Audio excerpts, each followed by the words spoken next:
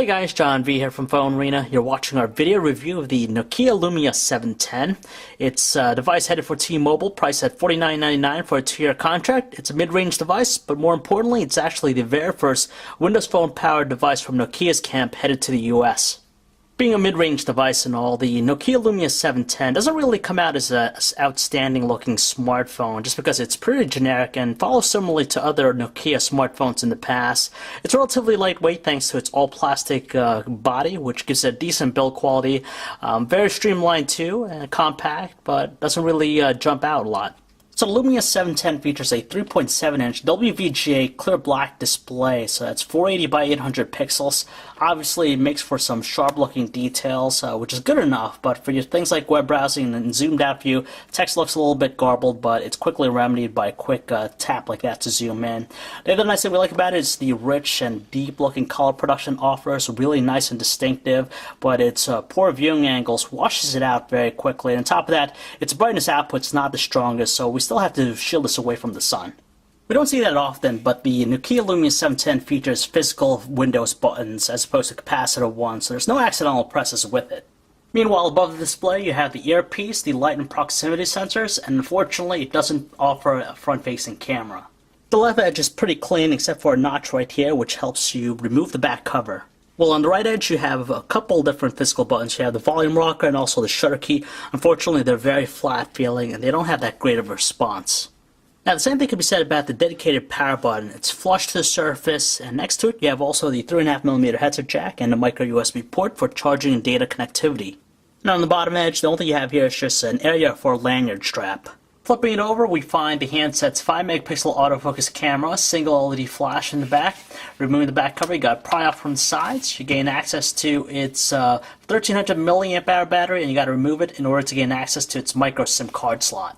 Just like all the other recent Windows phones that came to market, the Nokia Lumia 710 was running the latest version of the platform, which is Mango, so it's Windows Phone 7.5. Nothing really different about it. We still love the whole entire experience just because it's fairly straightforward, very easy to use.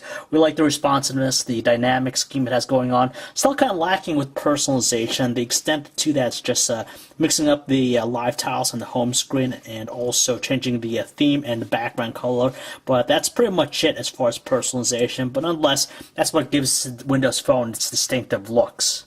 Out of the box, the Nokia Lumia 710 is preloaded with a ton of different third-party applications. We'll quickly run them down. You have ESPN, Netflix, the Weather Channel, you have Nokia Drive, T-Mobile TV. On top of that, you also have like Slack Radio and Telenav GPS Navigator. Out of all the preloaded apps on the device, the most interesting one's going to be Nokia Drive, just because it's a free turn-by-turns directions application. It doesn't require a data connection to actually work, just because the maps are stored locally. It's nice its work and offers things like 3D maps, but its operation can be a little bit choppy at times.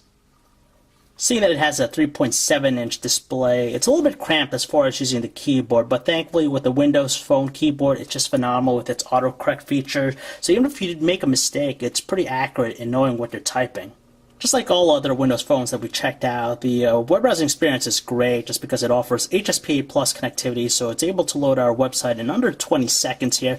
On top of that, very responsive, and it loads up very quickly, and its operation is very smooth and fluid. Of course, being a Windows Phone, playing music is just the same as any other device out there. You get the Zune experience, which is nice with its presentation and whatnot.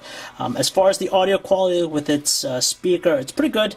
Average volume tones, it doesn't crackle loud as volume setting, and it has some robust tones that are pleasant to the ear. Video playback on the Nokia Lumia 710 is pretty good too. As you can tell, the video we have here, which is encoded in H.264, 1920 by 1080 resolution, so 1080p. It's running very smooth. The display is nice and crisp, and it's moving at a good rate. Yeah, it's sporting a 5-megapixel autofocus camera in the back, and its quality is hardly spectacular looking, but in the overall greater scheme of things, it's decent enough to accept. Details tend to be a little bit on the soft side, and under low lighting conditions, it tends to produce a lot of digital noise. And the flash, it does a decent job, but anything more than 5 feet away, it doesn't seem strong enough. At the same time, we're not that blown away by the handset's 720p video recording.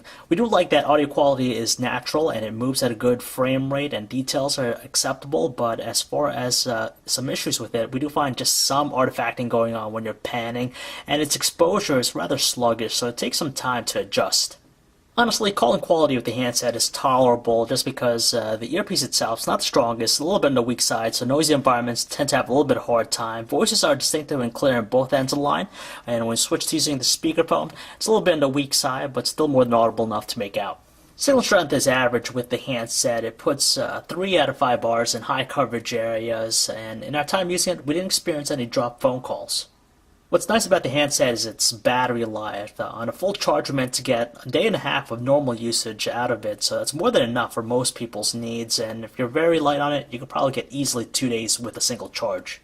Well, let's not say that the Nokia Lumia 710 is a boring device, but it doesn't really pack anything profound compared to the existing crop out there, though we do like that it packs Nokia Drive, which allows you to get free turn-by-turn voice-guided directions on the handset. But besides that, at $49.99, it's of course an affordable option, but doesn't quite come out as a profound Windows phone out there when compared to some other devices like the HTC Radar 4G or the Samsung Focus Flash. It doesn't really come out to be a better device than those two guys just because it is missing a front-facing camera, so right off the bat it's missing out on that functionality.